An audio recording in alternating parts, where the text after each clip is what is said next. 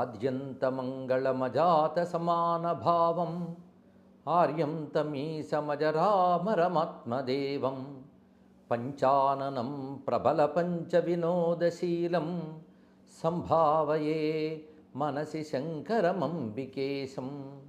నమః శివాయ సాంబాయ శాంతాయ పరమాత్మనే మృత్యుంజయాయ రుద్రాయ మహాదేవాయ తే నమః. కాశీవాసులు నిర్మల శివానందాశ్రమ సంచాలకులు అయిన శివశ్రీ నిర్మల రామనాథ్ శర్మ గారు శ్రౌత శైవ సంప్రదాయానికి చెందినటువంటి మహోపాసకులు, విద్వద్వరేణ్యులు. అక్కడ వారి నాన్నగారు కాశీక్షేత్రంలో 108 శివలింగాల్ని ప్రతిష్టాపన చేశారు. అదేవిధంగా ఒక భవ్యమైనటువంటి వసతి గృహాలను కూడా ఏర్పాటు చేశారు. అది నిర్మల శివానందాశ్రమం అనే పేరుతో కాశీలో ప్రసిద్ధి చెంది ఉన్నది. నిర్మల అంబై సిద్ధాంతి గారు గొప్ప సిద్ధపురుషులు.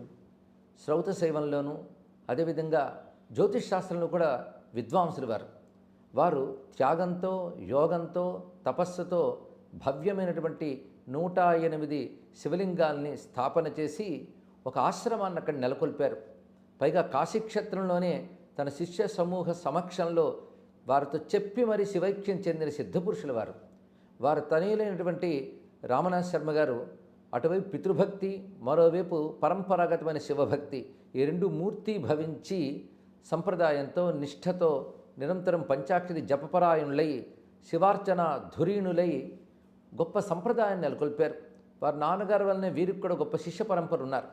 అయితే కాశీక్షేత్రంలో నిరంతరం శివార్చన చేసుకుంటూ యతీశ్వరి భిక్ష చేస్తూ ఆశ్రమాన్ని నిర్వహిస్తూ కాశీవాస దీక్షతో ఉన్నటువంటి మహాత్ములు ప్రతి ఏడాది భాగ్యనగరానికి విచ్చేసి శిష్యగణంతో కలిసి పార్థివలింగార్చన చేస్తూ వచ్చారు.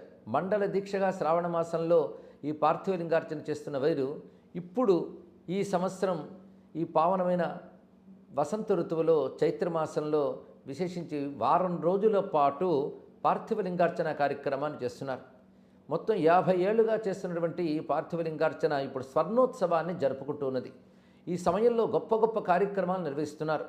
ఒకవైపు శివార్చన జరగడంతో పాటు మరొక వైపు విద్వద్వరేణ్యుల యొక్క సంభాషణలు, వారి ద్వారా గొప్ప సందేశాలు ఇప్పిస్తూ గొప్ప సేవ చేస్తున్నారు.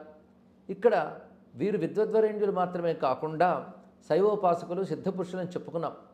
ఎంతో గొప్ప శిష్య పరంపర ఉన్నారు. కాశీవాస దీక్ష, శివార్చన దీక్ష, ఇక్కడ ఈ పార్థివలింగార్చన దీక్ష నిర్వహిస్తున్నటువంటి ఈ శుభ సందర్భంలో నిజానికి నాకు అక్కడకు